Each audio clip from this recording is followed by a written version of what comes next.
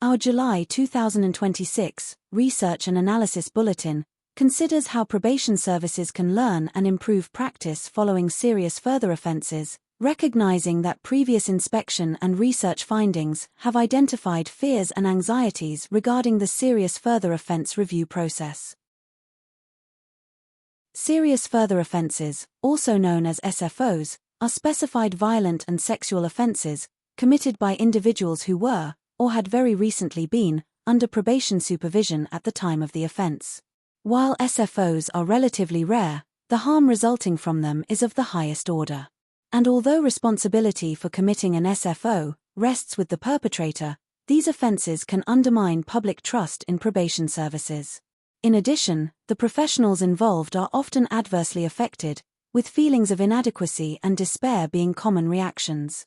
Learning from SFOs can thus be seen as a moral and strategic imperative for probation, and the SFO review process aims to fulfill that duty. The overall objective of the research project was to better understand the issues of blame, learning, and growth following SFOs in probation, and to outline key lessons and strategies from other sectors. How best to learn from adverse events is a common concern across organizations involved in safety-critical work, where significant risks need to be managed and harms avoided every day. It has been found that the structure and process of incident investigations can hamper and prevent learning and improvement, with concerns raised regarding failures to learn from common systemic issues and repeated recommendations. The findings presented in the bulletin are largely based upon three sources. Firstly, a survey of probation professionals, the majority of whom had direct experience of an SFO. Secondly, interviews and focus groups with SFO reviewing managers and probation senior managers. And thirdly, a review of the safety science literature from other sectors. Thematic analysis was used for the qualitative data which was obtained. Some of the key quantitative findings from the survey are set out on this slide. As shown, 39% of all respondents were not satisfied that the SFO reviews undertaken by HMPPS were helpful, with 30% responding positively to this question. Next, 55% did not believe there was sufficient support for staff involved in SFO reviews, with 20% responding positively. And finally, 45% did not believe that there were sufficient opportunities for staff to learn from the reviews, with 23% responding positively. While SFO reviews are intended to encourage learning, the clear feedback was that they are often experienced as punishment and blame, and they were felt to be failing to engage with the complex and dynamic realities of everyday work, where practitioners balance conflicting goals and rules, and where they are dealing with probabilities rather than certainties. Probation professionals were frustrated, as they felt that the focus upon frontline practitioners masked the organizational and systemic drivers of SFOs. Some of the quotes within the report are set out on the slide.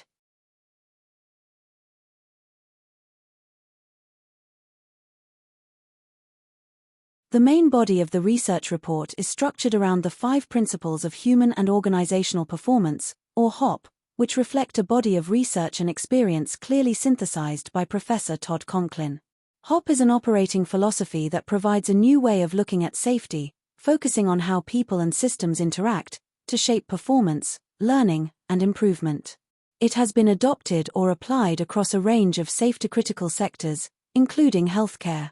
Within the report, the 5 HOP principles are examined in turn, considering the extent to which the SFO review process is, or could be aligned. Further evidence is incorporated in relation to complex systems, restorative just cultures, psychological safety, resilience theory, and human factors. The first HOP principle recognizes that all humans make mistakes, mostly without consequence. Even the best, brightest, and hardest working employees make mistakes, and to expect perfect performance every day is unrealistic and demoralizing for employees. It should also be recognized that safety-critical work, such as probation, operates within a volatile, uncertain, complex, and ambiguous environment, with many moving parts and interdependencies, and that human errors are usually the symptom of deeper organizational problems, and are as complex as the organization that created them. The key to improving safety is to understand the complex and dynamic realities of work.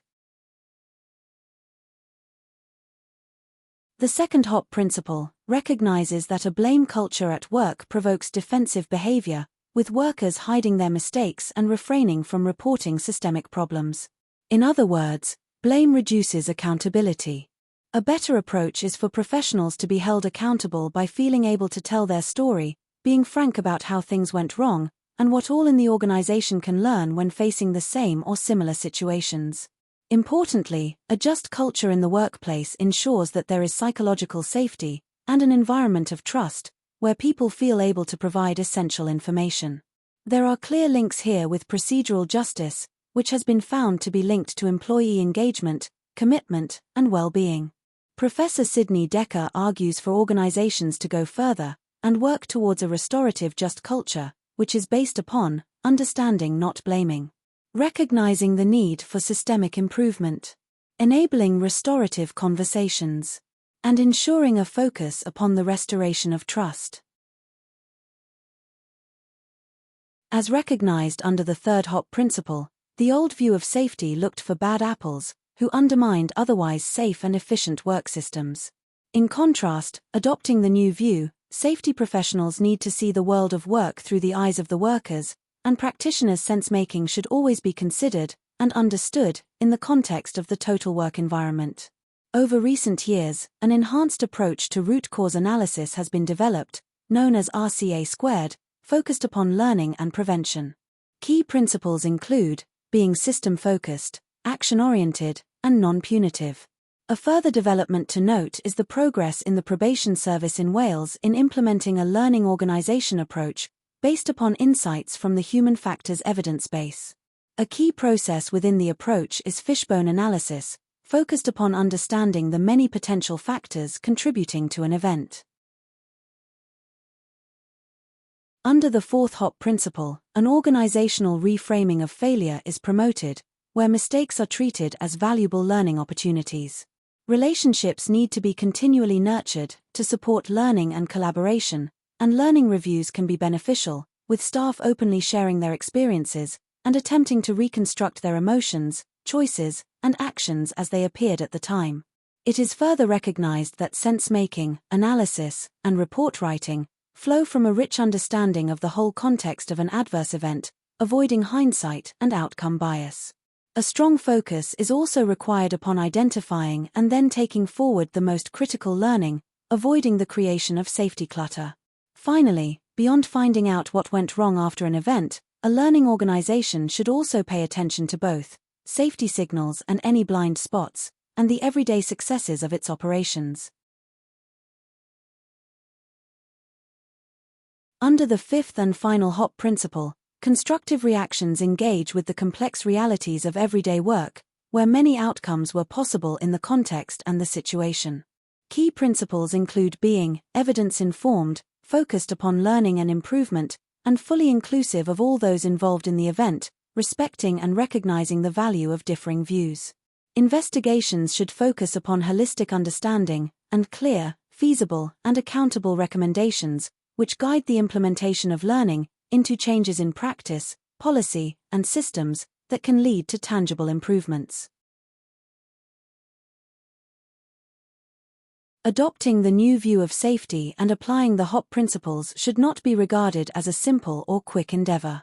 There is no manual that can be readily adopted from elsewhere, and it takes committed and collective leadership to remain focused on learning, removing all obstacles to that objective, and to creating an organizational culture of transparency, compassion, trust, empowerment, and continuous improvement. Looking across sectors, the following have also been highlighted as important for HOP integration. Firstly, building education and exposure to HOP principles to facilitate a paradigm shift in thinking. Secondly, embedding the principles and operational learning mechanisms into existing processes and practices.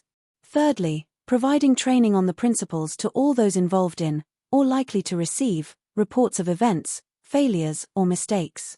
Fourthly, maintaining a strong focus on monitoring and evaluation to support continuous and collaborative iteration and improvement.